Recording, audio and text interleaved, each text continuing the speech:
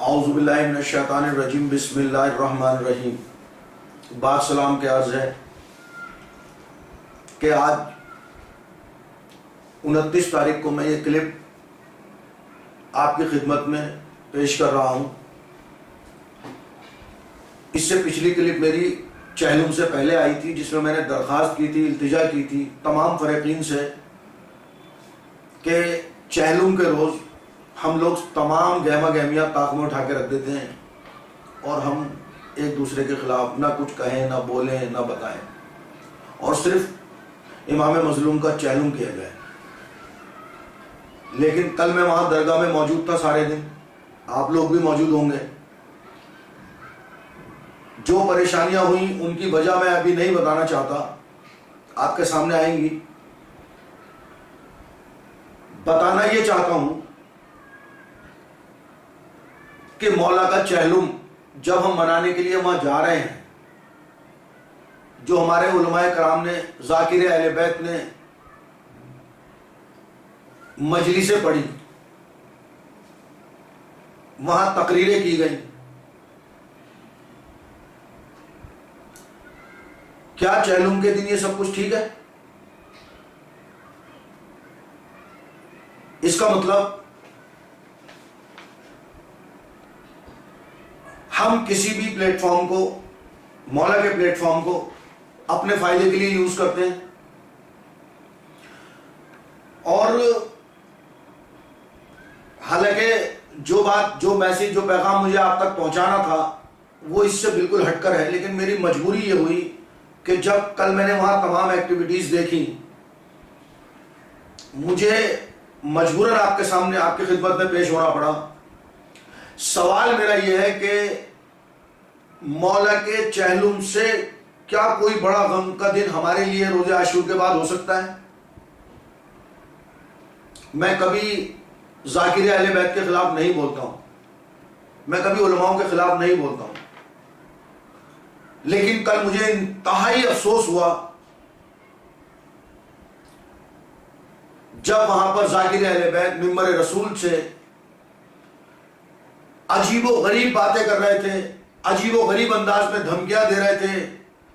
کبھی اپنوں کو بچا کے دھمکی دی جاتی تھی، کبھی اپنوں کو دھمکیاں دی جاتی تھیں۔ ارے بھائی، آپ مولا کا چہلم پڑھنے گئے ہو، آپ مولا کے تعلق سے بات کرو نا۔ یہ کمیٹی کیا کر رہی ہے، وہ کمیٹی جو ہے، ہم یزیدیوں کو چھوڑیں گے نہیں، یزیدی بچیں گے نہیں۔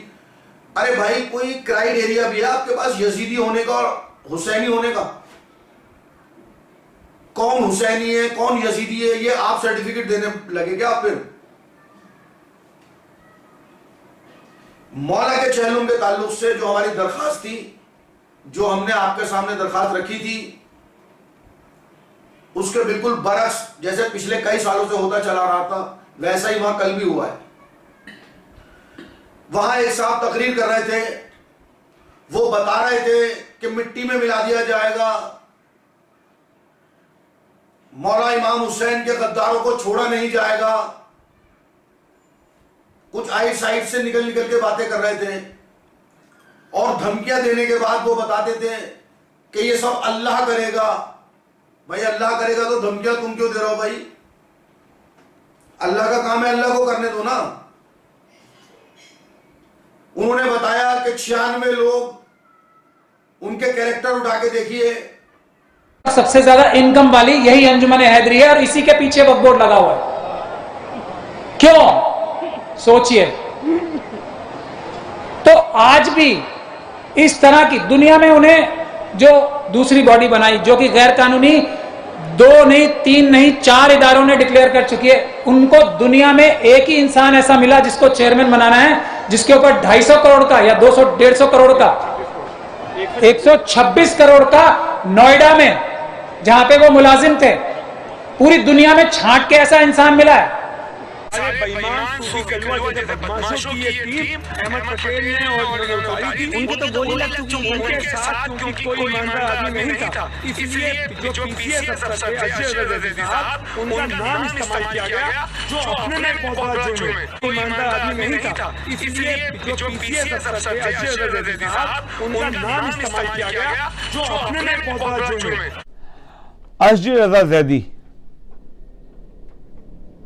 وہی اشجع رضا زیدی جن کا ابھی نام 126 کروڑ کے گھوٹالے میں آیا. تو میرے بھائی بہت جلد اگر آپ اس طرف اب لے ہی آئے ہو تو ہم آپ کا کریکٹر بتانے والے ہیں ابھی قوم کو کہ آپ مولا حسین کا پلیٹ فارم کیوں یوز کر رہے ہو. بہت جلدی آپ کا نقاب اتار دیں گے ہم قوم کے سامنے کہ تم شیعوں کا، کربلا کا، درگاہ شاہ مردہ کا پلیٹ فارم کیوں یوز کرتے ہو. تم طے کرو گے یزیدی کون ہے، حسینی کون ہے. ہمیں تم سے سرٹیفکیٹ لینے کی ضرورت پڑے گی کون حسینی ہے کون یزیدی ہے. تم بتاؤ گے وہ 96 ممبر کیسے ہیں. اب ہمارے علماؤں سے بھی اوپر چلے گئے آپ، ہمارے مرجعوں سے بھی اوپر جاؤ گے کیا آپ سے سیکھنا پڑے گا. اگر آپ کو کوئی، آپ کہتے ہو کہ ہم دعوت دیتے ہیں، ہم تو اوپن ڈیبیٹ کی دعوت دے چکے ہیں، وہ کیا ہوا اس دعوت کا. میں انتہائی تکلیف میں ہوں.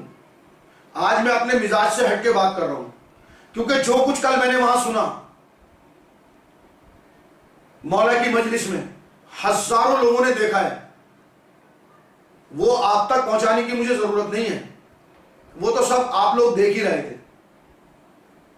سوال یہ پیدا ہوتا ہے کہ جب مولا کا چہلم ہے تو صرف مولا کے چہلم پر بات کرنی چاہیے، واقع کربلا ہونا چاہیے.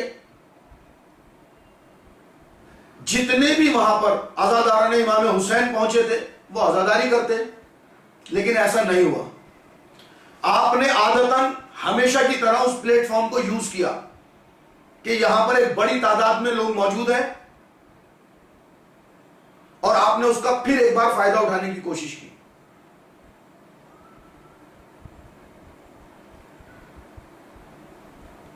آپ کی تقریر میں ہم نے سنا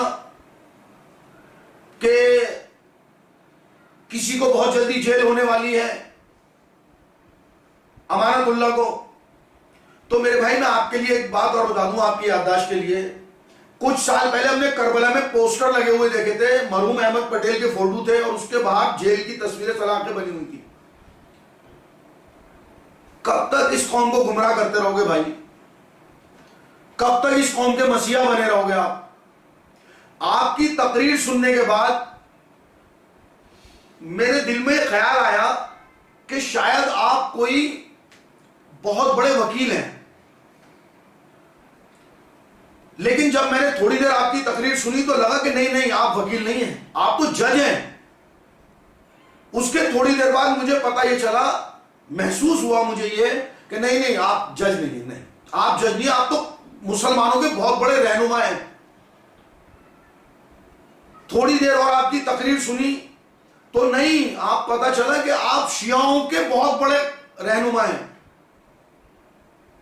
میری یہ سمجھ میں نہیں آ رہا تھا، میں سمجھنے سے قاصر تھا کہ آپ وکیل تھے، جج تھے، رہنما تھے، کوئی لیڈر تھے.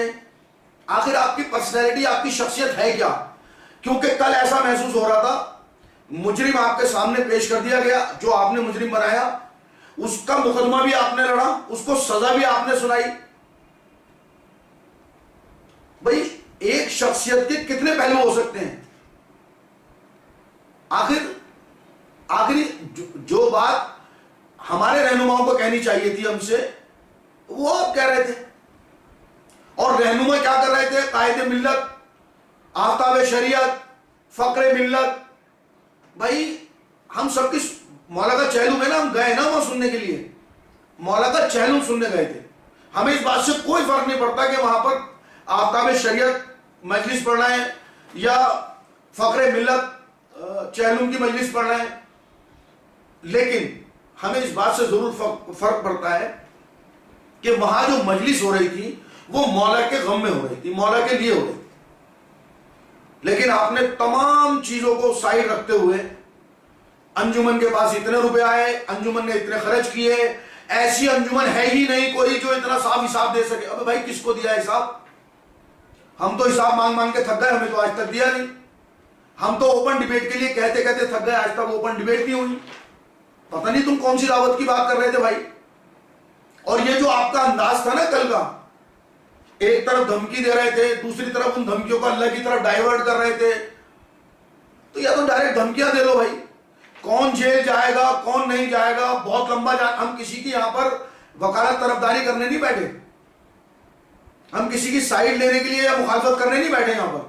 ہم صرف نخالص اپنے مولا کے چہلم کی بات کرنے بیٹھے, اور یہ ہمارے لیے بہت ضروری بھی بن جاتا ہے, کیونکہ مولا کا چہلم ہے, مولا کے تعلق سے ہونا چاہیے تھا, مولا کے تعلق سے ہی انشاءاللہ الرحمن ہوا کرے گا, اور اس سسٹم کو ہی بدلنا ہے. اسی کے خلاف تو یہ تحریک ہے. فقط سلام.